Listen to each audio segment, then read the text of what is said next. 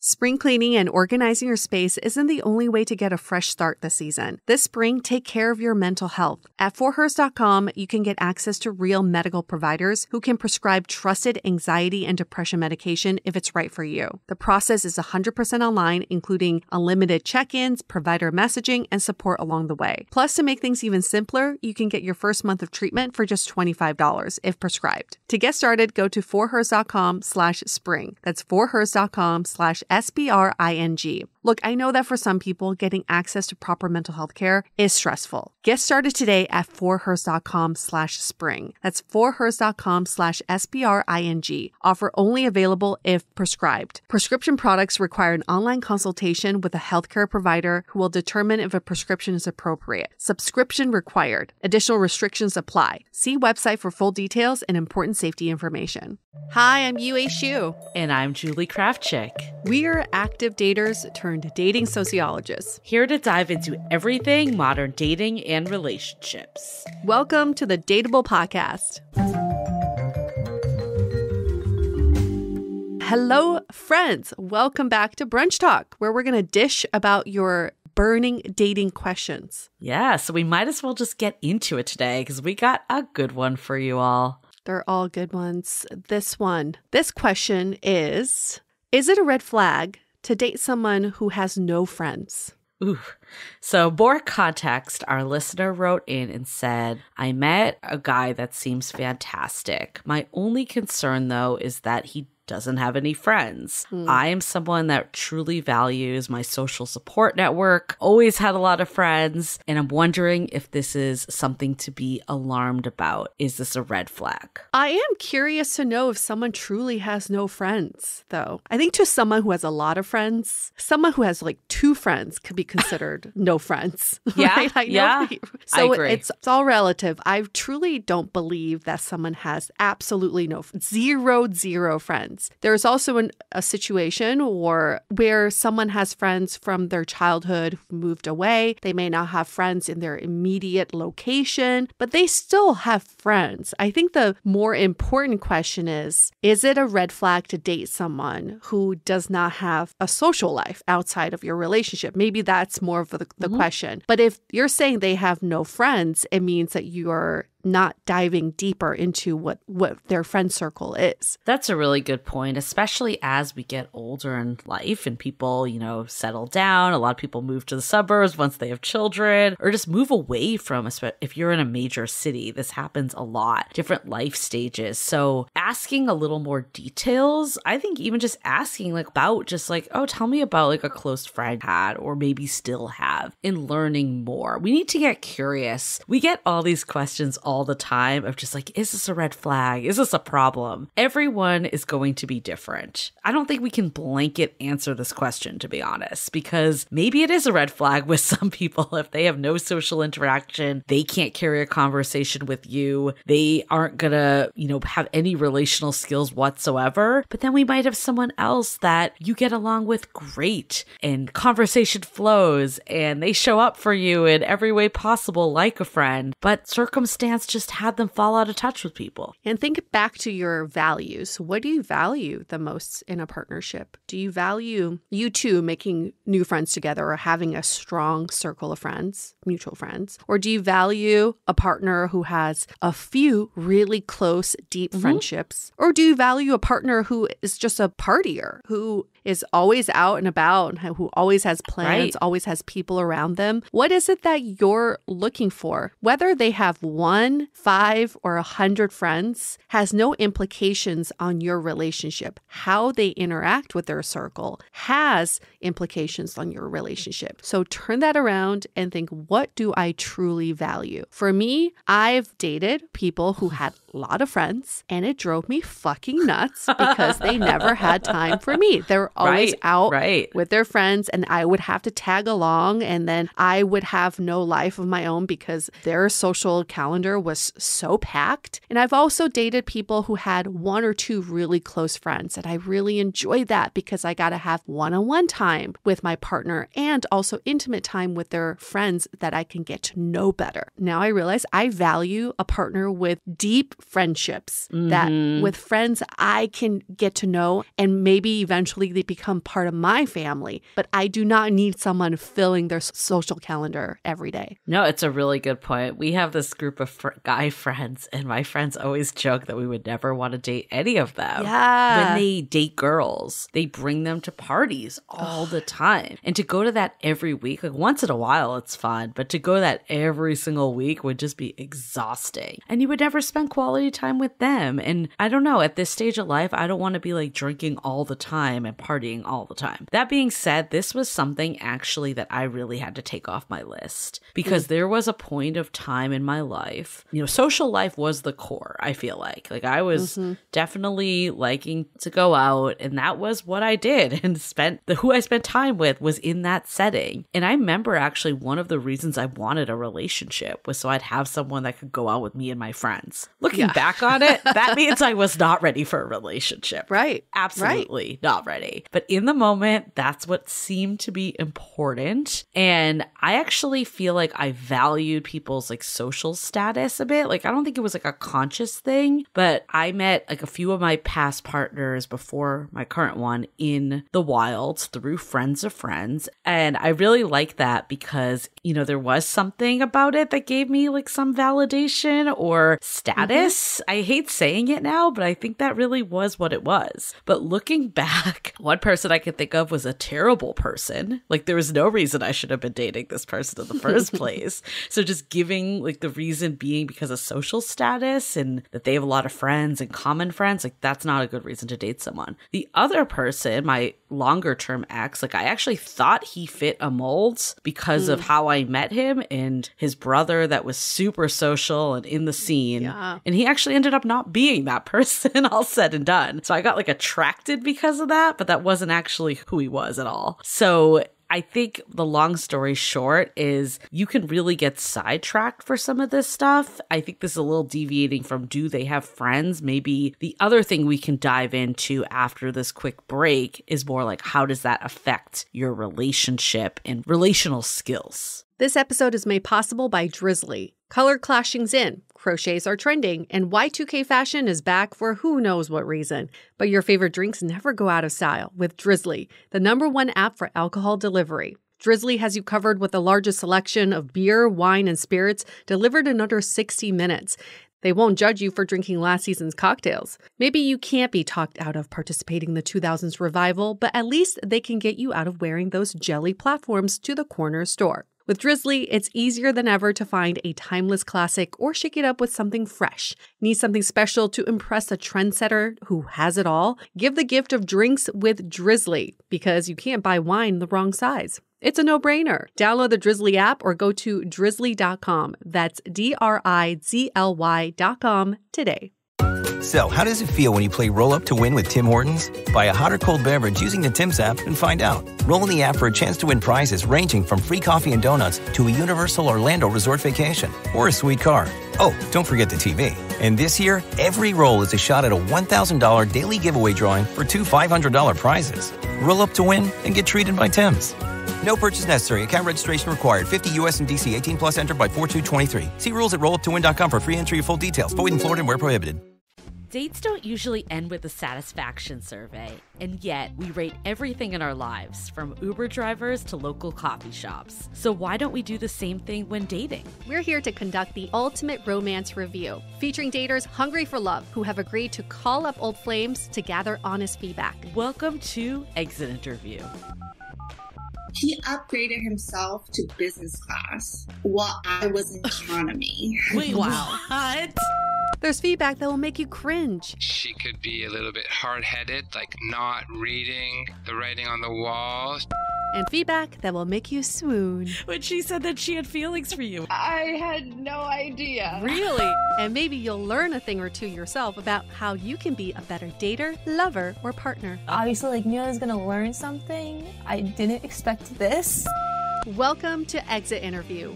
Listen to Exit Interview on the iHeartRadio app, Apple Podcasts, or wherever you get your podcasts.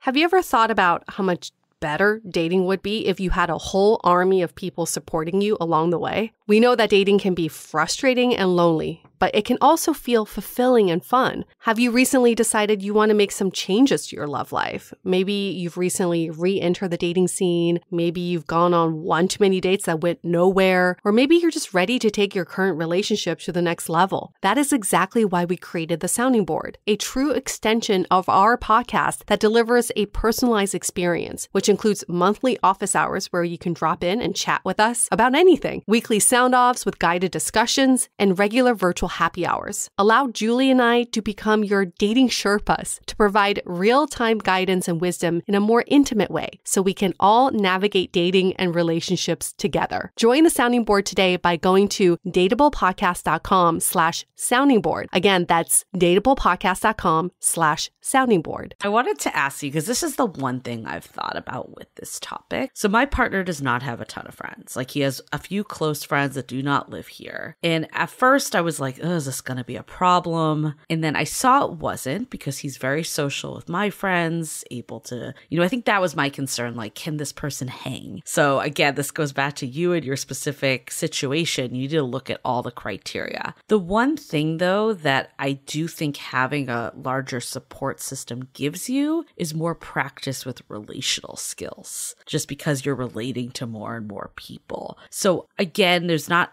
a red flag if they don't. It's more of, can they relate in other ways? Have they had that backbone, whether it's their family members or a core friend a long time ago? Like, do they have those relational skills that will work in your relationship? Or you might realize they don't, and that's okay. It still can work. It just might be this area that's maybe a little easier for you than it is for them. Yeah, I can see that. I think I would take that a step further and ask, how are they discerning their friendships? Yeah, or are that's they a good discerning point. At all? A person could have 100 friends, but all of them could be very quality friendships. I believe that. It's very hard to balance, but I've seen it be done. But I rather look at, are they able to edit people out and into their life based on their values? Like, for example, I think about this. If my friends' partners were to write Yelp reviews about him, what would they say? Would it be like 1,000 reviews of people going, love partying with him, Yeah. he's so much fun, what a cool guy? Or would it be, oh, that time we went through a really hard experience while we were traveling in Panama, and then he was the one that really helped us out of this situation? That's a specific example that shows me that this friendship is deeper and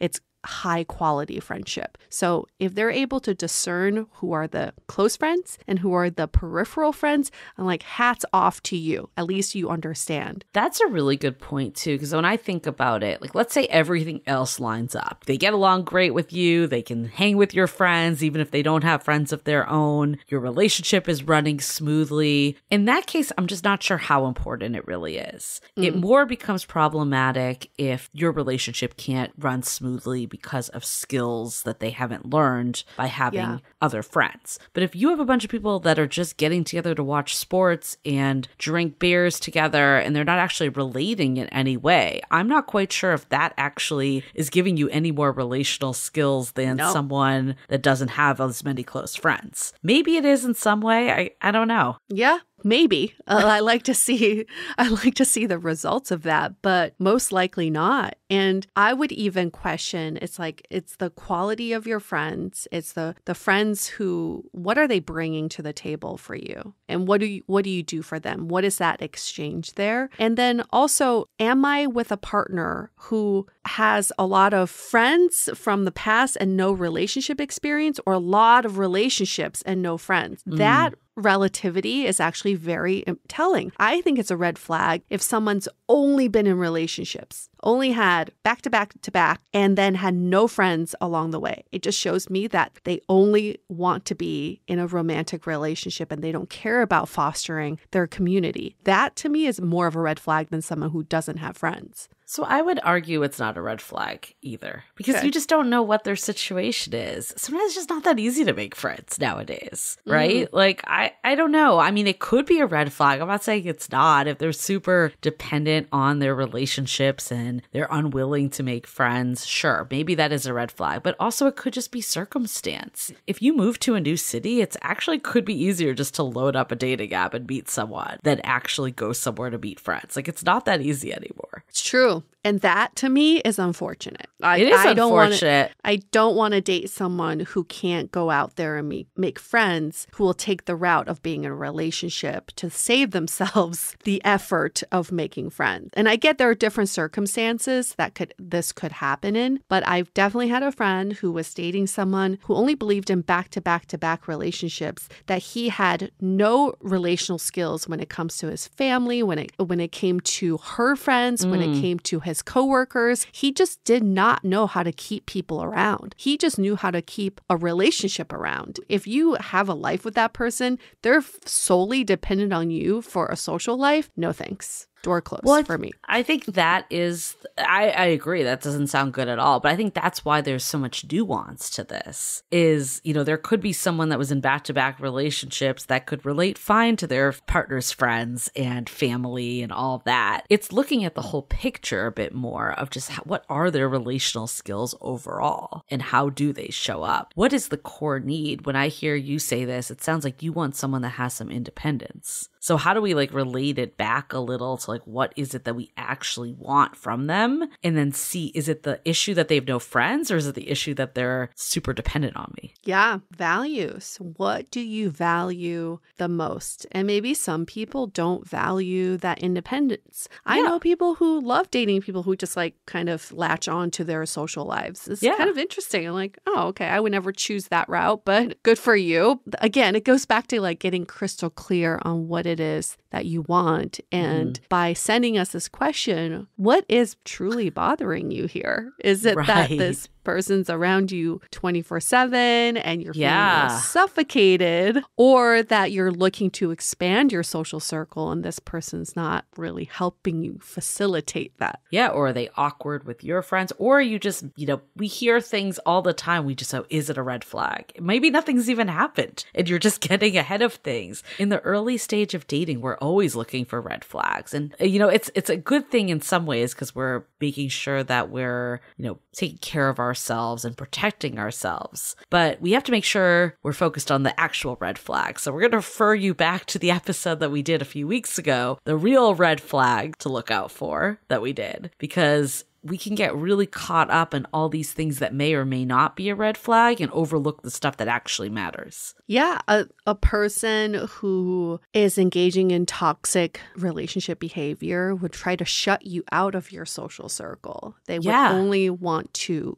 just be you and them in this little bubble, and they want to remove you from where you belong. So that's a major red flag to look out for. That point has nothing to do with how many friends they have. It's what they're trying to do to your life. Right. And I think there's also a big difference too is, let's say they don't have a lot of friends. My partner does have friends, but they're not as local. But he totally supports me going out with my friends whenever on my own. So he doesn't always need to be there. He does like coming. So that's also a positive for me. I wanted a partner that would enjoy being with my friends, but he also can give me the space to do it on my own and to foster more of the one-on-one. That's very important to me. So it's not if they have friends or they don't have friends, but how do they act in relation to you and your friends and all the stuff that's happening in this relational dynamic. Yeah, it's a balancing of friends. Can you, in a partnership, you have your own friends, they have their own friends, and you have some friends in the middle that are mutual friends that maybe you've met together. You can build those friendships. I think that's a very healthy balance. You have three worlds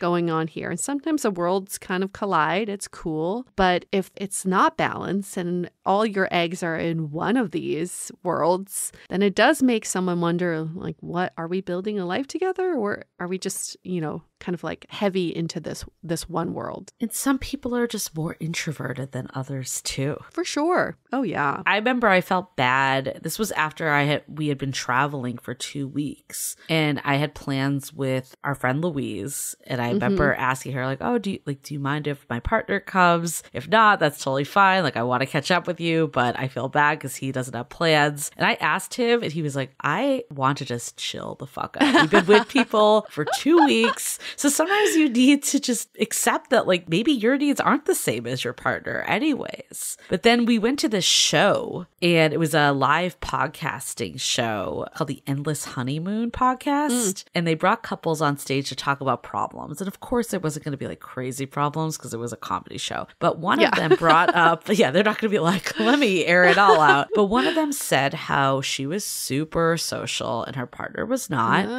And she was upset because like he never wanted to go out with her. Like it was always her like pushing it. Like she felt shut down. She knew he didn't really want to go. Like he would go, but only because like he was basically being forced to go. And that wasn't a good dynamic for him either. And I thought their advice was actually really good, was invite him only to the things that you really want him to be at. Yes. Everything else, like, don't invite him. And then he knows those ones are the good. Like, there's no discussion. Like, you're going. And he still really highly valued going out with her, though. And they were a married couple. So it's not like this relationship wasn't working. But I don't know. I think the answer to this whole thing is it's not a red flag. It's just a reason to get curious. That's all there is. And can you find a solution that works and make sure relationship flourish or not? And if not, it goes beyond just do they have friends or not? Right. Yeah. It's not that simple, but it could be simpler than you think. Yeah. That's kind of the answer. Oh, so I think that's a great wrap up to this question. Thank you for sending this in. We're taking even more questions. Keep sending them in. You can email us hello@dateablepodcast.com, or you can DM us like many of you have done on Instagram. The handle is @dateablepodcast. We're going to try to get to all of the questions. So never feel like you're asking too many questions. You can send more than one. But while you're sending those questions, why don't you give us a rating and review in Apple Podcasts? Just 5 stars. Yes. And then maybe in your review, you can talk about a brunch talk that really helped you. You can even pose your brunch talk question in the review. We'll go through those. We'll read them on air. There's so many different ways to format this review, but the simplest would be, what's your brunch talk question? That's the way to get your brunch talk question to the top of the queue. Oh, yes. Oh, yes. It's like the equivalent to handing the bouncer $50 at the door if you're trying to get into this hot club called Brunch Talk. This is how you skip the line. Yep, exactly. Okay. On that note, we'll see you next week for Brunch Talk. See ya. The Dateable Podcast is part of the Frolic Media Network. Find more podcasts you'll love at frolic.media/podcasts. You can follow us on Instagram @dateablepodcast and visit dateablepodcast.com for access to all the episodes and our premium programs. Also, make sure to subscribe today if you haven't already on Apple Podcasts, Spotify, or your favorite podcast platform, so you are the first to get all the latest episodes. And most importantly, stay dateable.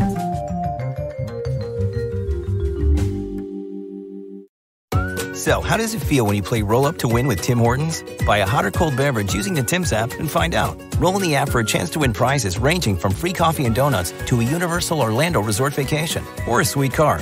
Oh, don't forget the TV. And this year, every roll is a shot at a $1,000 daily giveaway drawing for 2 $500 prizes. Roll up to win and get treated by Tim's. No purchase necessary. Account registration required. 50 U.S. and D.C. 18 plus entered by 4/2/23. See rules at rolluptowin.com for free entry and full details. Void in Florida and where prohibited.